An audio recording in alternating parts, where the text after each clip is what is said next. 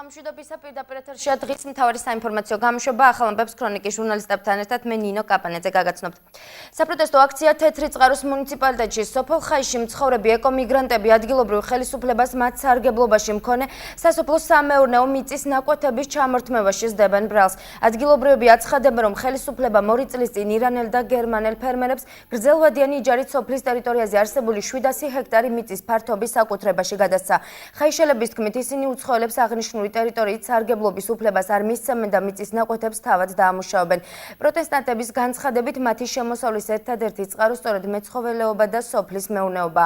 ადგილობრივებმა აღნიშნული პრობლემების შესახებ საქართველოს ცენტრალურ ხელისუფლებას უკვე აცნობეს.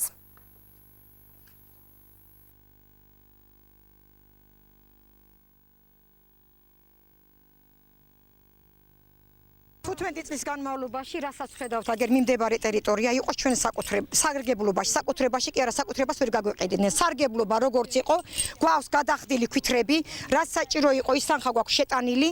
მერე გასულ წელს გამოვედით და ნახევარს დახნული ჰქონდა. 7-6 ოჯახს დახნული ჰქონდა, გამოვედით და გვეუბნებიან. ეს მიწები არის გაყიდული, დარჩა სოფელი მიწაწმის გარეშე. არის ოჯახები, რომ ნახევარ ჰექტრები რო არის პრივატიზებული საკუთრებაში, რაც იყო, ის მიწების უკვე წაართვეს ამ ხალხსა. ჩვენ ხედავთ, რომ უკვე შემოვიდნენ ირანელები, გერმანელები, თურქები, ინდოელები და ფაქტიურად მიწა აღარ დაგვიტოვეს რა. ის სამუშაო, რაც ჩვენ ქონდა, იქიდან დაგვშა დაახლოებით 300-მდეც არ არის რა, 200 რაღაცა ჰექტარი მიწა არის დარჩენილი და ეს მიწები რო წაგვართვეს, ეხლა მოსახლეობას უკვე ფაქტიურად ყველანაირი შესაძლებლობა შეეზღუდა. ნუ ახლა მესაქონლეობას, ძირითადად მესაქონლეობა. საძოვარი აღარ დაგვიტოვეს. საძოვარს თავიდან სახნავი მიწა, საერთო საარსებო მიწა, ისე მოულოდნელად მოხდა ეს ამის გასხვისება, რომ სოფელმა აი ახლა ბოლო-ბოლო რამდენიმე ხნის წინ გაიგო. მიწა არის სავსე ყველგან, მაგრამ მაინც და მაინც ამ სოფელს მოაწყდნენ, იმიტომ რომ სარწყავი წყალი არის. შარშან ყველაფერი გახმა, საერთოდ არავის არაფერი არ მოვიდა, არც ბოსტანი, არაფერი და დაგვტოვეს ასე. განცხადება შეტანილია მთავრობაში ყველგან, პროკურატურა იძიებს და თუ გამოიძია, თუ არა და ჩვენ მაინც არ დავთვალთ ამ მიწას. რუსთავის მოხუცებულთა სახლ ქსენონში დღეს ღონისძიება გაიმართა. საღამოს სპეციალურად ბენეფიციარებისთვის მოეწყო და მასში მონაწილეობას ქალაქში არსებული სხვადასხვა ვოკალური ანსამბლები იღებდნენ. აღსანიშნავია, რომ მსგავსი სახის ღონისძიებები ქსენონში სისტემატურად იმართება.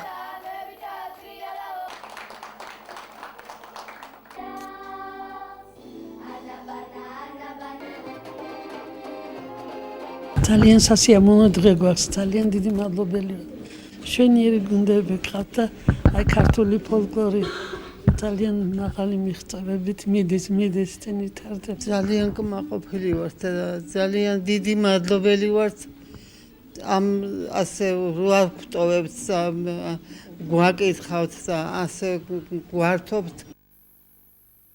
რუსთავში არსებული ბავშვთა ქორეოგრაფიული ანსამბლები ხვალინდელი საანგარიშო კონცერტისთვის ამზადებიან. ღონისძიებას, რომელსაც ქვემო ქართლის ქორეოგრაფიის მოღვაწეთა კავშირი ატარებს, როგორც ქალაქში მოღვაწე ანსამბლები, ასევე რეგიონის მუნიციპალიტეტებში მოქმედი ქართულ ხალხური ცეკვის სტუდიები მიიღებენ მონაწილეობას.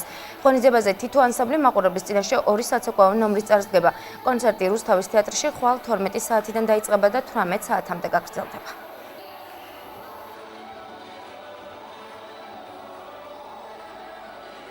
ვემზადებით ხვალინდელი კონცერტისთვის, ატარებს ქორეოგრაფიული კავშირი, გამოვდივართ ხალიბი 3 ცეკვით, აჭარულით, აფხაზურით, მოხეურით.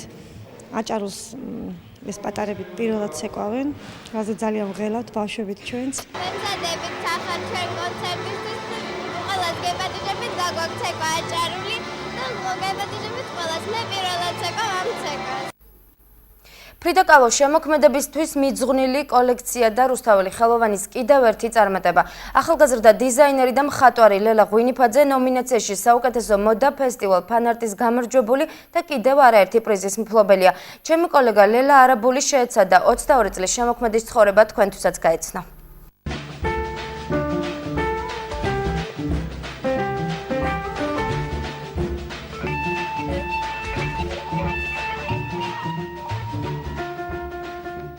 ნაზ და ქალურ სილუეტთან შერწყმული მექსიკური თამამი და მკვეთრი ფერები. ფერადი თავსაბურავები და სტილი, რომელიც თქვენს თვალწინ ცნობილ ფრიდა კალოს გააცოცხლებს. ასე შეიძლება დავახასიათოთ კოლექცია, რომელიც ფესტივალ ფანარტის ერთ-ერთ აღმოჩენას ლელა ღვინიფაძეს ეკუთვნის. ჩვენებამ, რომელიც 28 მარტს გაიმართა პროფესიით დიზაინერ და სამხატვრო აკადემიის კურსდამთავრებულს გამარჯვება მოუტანა. თუმცა ეს მისი სადიპლომო ნამუშევრის პირველი წარმატება არ ყოფილა. მისი კოსტიუმები შარშანდელი თბილისი Fashion Week-ის ყურადღების ქვეშაც მოექცა. როგორც თავად ამბობს, მისთვის სადიპლომო ნამუშევრის შთაგონების წყარო ექსცენტრიული ფრიდა კალო, მისი შემოქმედების და ცხოვრების გაცნობის შემდეგ გახდა. სწორედ ამიტომ მის კოლექციაში წამყვანი ფრიდასეული ფერებია და თulis, რომ ფრიდა განსხვავებული გემოვნების თანამედროვე ქალს მოარგო.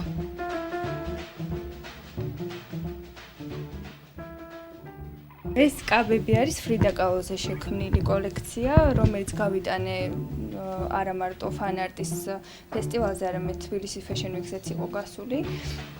ერთ-ერთი კაბაა ეს და ფერი, ძირითადი ფერი იყო ჩემს კოლექციაში, იმიტომ რომ ფრიდა ისეთი ფერადი, ისეთი ძლიერი ქალის იყო და ავიღე როგორც ფერი, ასევე ეს ნაზი სილუეტი არის შერწყმული ფერთან. თავარიანი თამამი მექსიკური ფერები. ჯერ მხოლოდ 23 წლისაა, თუმცა მოასწრო ძალები ხელოვნების რამდენიმე მიმართულებაში მოესინჯა. პროფესიად დიზაინერობა აირჩია, მაგრამ წლების შემდეგ აღმოაჩინა, რომ ბავშვობის გატაცება მძლია და მისთვის მეტი სიამოვნება ხატვას მოაქვს. 10 წლის იყო, როდესაც ხატვის სურვილი შეამჩნიეს და სამხატვრო სკოლაში შეიყვანეს. თუმცა დღეს ღიმილით იხსენებს იმ პერიოდს, როდესაც სამხატვრო სკოლაში მისი ნახატებით და ნიჭით აღფრთოვანებული არავინ დარჩენილა. საკუთარი ნიჭი და შესაძლებლობები წლების შემდეგ ყველას მაშინ დაუმტკიცა, როდესაც სამხატვრო აკადემიაში მისაღებ გამოცდებზე 97 ქულა და სრული დაფინანსება მიიღო. ყველაზე მეტად პორტრეტების ხატვა უყვარს. თუმცა როგორც თავად ამბობს, პორტრეტზე მუშაობისას ფიზიკურ მსგავსებაზე მეტად ადამიანის ხასიათისა და სულიერი მდგომარეობის გადმოცემა სურს. ეს ნახატი არის ზედში შესრულებული, ფრიდა კალოს თემაზეა შექმნილი, ეს სადიპლომო ნამუშევარი, რაზეც მქონდა. მისი ისტორია ვთქვათ, როგორიც იყო, რა ყველაზე ძალიან მომწონდა და საინტერესო ცხოვრება ჰქონდა მის ნამუშევრებიც და იქიდან გამომდინარე დავინტერესდი და იმ ხასიათში არის შექმნილი ეს ნამუშევარიც. ძირითადად მიყვარს პორტრეტების ხატვა, მაგრამ ჩემი შექმნილი პორტრეტები ძირითადად არ მოსწონთ, იმიტომ რომ ფიქრობენ, რომ არ გავს იმას, ვინც დავხატე. ხშირად ხდება ხოლმე ის, რომ გული მწყდება, რომ აიმე არ მოეწონათ, მაგრამ საბოლოო ჯამში მთავარია, რომ შენ გრძნობდე, მოგწონდეს და გინდოდეს ამის გაკეთება. რა თქმა უნდა, საინტერესოა ყოველთვის იცით გამოფენაზე გატანა ნამუშევრის, არ არის აუცილებელი, რომ მაინც ეს ხშირად ხდებოდეს, მაგრამ თუ ადამიანი რაღაცას ქმნი, უნდა აჩვენოს საზოგადოებას, ისე მნიშვნელობა არ აქვს. შემოქმედებითი წარმატებები არც ამის შემდეგ შეწყვეტილა. დედის მიერ, რომელიც მისი ყველაზე დიდი გულშემატკივარი და დამხმარია, ერთ-ერთ კონკურსზე ფარულად გაგზავნილი ლელას ნახატი საუკეთესოთა შორის მოხვდა და TBC გალერეაში სხვა ნამუშევრებთან ერთად გამოიფინა. სამხატვრო აკადემიიდან რამდენიმე სტუდენტთან ერთად ლელა იმ რჩეულთა შორის აღმოჩნდა, ვინც 2 კვირით ფლორენციის აკადემიაში იმყოფებოდა. ერთი წელია, რაც ფოტოგრაფიამ გაიტაცა და საკმაოდ წარმატებულად. მისი გადაღებული ფოტოებიდან 3 ფოტოს ჟიურიმ ფესტივალ ფანარტისთვის აირჩია. ლელა ფესტივალის ის ერთადერთი მონაწილეა, რომლის ნამუშევრებიც ხელოვნების 2 განსხვავებული ჟანრისთვის შეირჩა. გავაგზავნე ჩემი გადაღებული ფოტოები, საიდანაც აარჩიეს 3 ფოტო და გამოიფინა 24 მარტს ფანარტის გახსნაზე. რუსთავში არის სალონი, ძველი სალონი, სადაც მივედი და ძალიან კარგი გარემო იყო, გავიცანი ეს ადამიანები. და შემდეგ უკვე იქ გადავიღე რამოდენიმე ფოტო. და აქედან აარჩიეს ეს და კიდევ წინა ეს ფოტო. ვერ გეტყვი, რომ ვოცნებობ მაინც ფოტოგრაფიი გამოვიდე, მაგრამ უბრალოდ მომწონს ეს საქმე, როცა მინდა ავდგები და ვიღებ ფოტოებს და უბრალოდ როცა გამოცხადდა კონკურსი და თქვენს რომ უნდა გაგვიგზავნა აპლიკაცია, მეც ვცადე და უბრალოდ გავაგზავნე ჩემი გადაღებული ფოტოები. ძალიან გამიხარდა, რომ არჩიეს. დღეს შეიძლება ითქვას, რომ ახალგაზრდა ხელოვანი ჯერაც ძიების პროცესშია. ეძებს ფერებს, კადრებს თუ გამოხატვის იმ საშუალებებს, რითაც სამყაროს საკუთარ ახალგაზრდულ სათქმელს გააცნობს. ხელოვნებაც ხომ სწორედ იმისთვის არსებობს, რომ საკუთარი განცდების და ემოციების გაზიარებაში დაგვეხმაროს. მთავარი ალბათ გიყვარდა შენი საქმე, აკეთებდე შენ იმას, რაც შენთვის საინტერესოა და რაც შენ გინდა და არ არის აუცილებელი ეს ყველას ესმოდეს, ყველას მოსწონდეს, თუმცა არიან ძალიან ბევრი ადამიანები, რომელთაც მოსწონთ და ძალიან მიხარია, ვისაც შემიძლია გაუზიარო და ვაჩვენო ჩემი ნამუშევრები. პროფესიით დიზაინერი ვარ და ბავშვობიდან დიზაინერობა მინდოდა, თუმცა დღესდღეობით უგრძნობ, რომ ეს დიდად ჩემი საქმე და ჩემი ინტერესის სფერო არ არის. ხატვა ყოველთვის მიყვარდა და დღემდე ვხატავ და მომწონს, თუმცა არ ვფიქრობ, რომ გამოჩენილი მხატვარი გავხდე, ამას ჩემი სიამოვნებისთვის ვაკეთებ, იმიტომ რომ ეს ჩემთვის მნიშვნელოვანია და ჩემს განცდებს, ჩემს ემოციებს ყოველთვის გადამაქვს სტილოზე. არასდროს არ დამოწდება, როგორ ჩააბარა ლელა მისაღები გამოცდები. მე არ გამყოლილი ვარ გამოცდაზე, იმიტომ რომ დაკავებული ვიყავი სამუშაოზე ვიყავი და რომ მოვიდნენ, რა ვიცი, აი დავხატეო, მაგრამ ასე მითხრა, რომ როდესაც ხატვას შევწყვეტდი, ყოველთვის შენ მახსენდებოდი ხოლმეო და ღამის 3 საათზე გავიღეთ ნიშანი და ეს იყო 97 ქულა.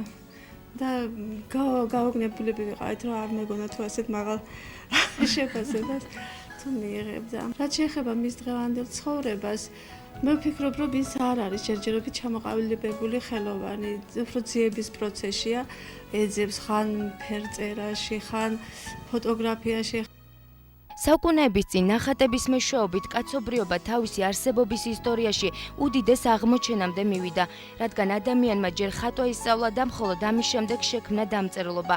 ალბათ ამიტომაც ხშირ შემთხვევაში ხელოვანზე მის მიმართ ნათქვამ ფრაზებზე მეც მისივე ნამუშევრები გვიყვებიან. დღეს ახალგაზრდა დიზაინერ და მხატვარ ლელა ღვინიფაძის შესახებ მისი ცხოვრების მცირედი განვლილი გზის მიუხედავად თამამად უკვე მისი მრავალფეროვანი ნამუშევრები საუბრობენ.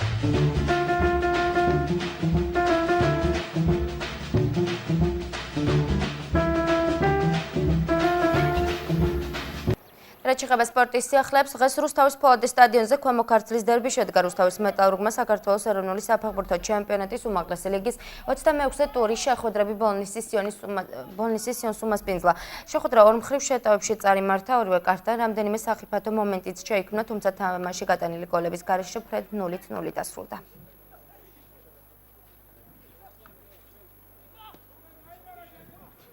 რუსთავის ახალ სარაგბო ბაზაზე კი საქართველოს ეროვნული საფეხბურთო ჩემპიონატის პირველობის ბოლო ტურის შეხვედრა გაიმართა.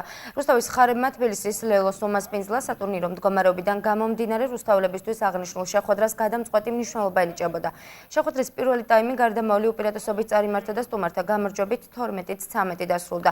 მეორე ნახევარში კი უპირატესობას უკვე რუსთაველები დაეუფლნენ და საბოლოო შეხვედრა მათივე გამარჯვებით 18-13 დასრულდა.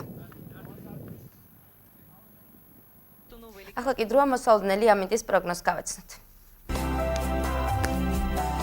წალკაში დღისით +23, ხოლო ღამით 8 გრადუსია მოსალოდნელი, თეთრიწყაროში დღისით 24 გრადუსი სითბო, მანიში დღისით 21 გრადუსი, ბოლნისში დღისით 29, ხოლო ღამით 9 გრადუსი, 28 გრადუსამდე გათბება ჰაერი მარნეულში. თბილისში 29 გრადუსამდე აიწევს ტემპერატურა, გარდამაში ასევე 29 გრადუსი დაფიქსირდება. ჩვენს ქალაქში დილით 29, ხოლო ღამით 12 გრადუსი სითბო მოთხოვდება.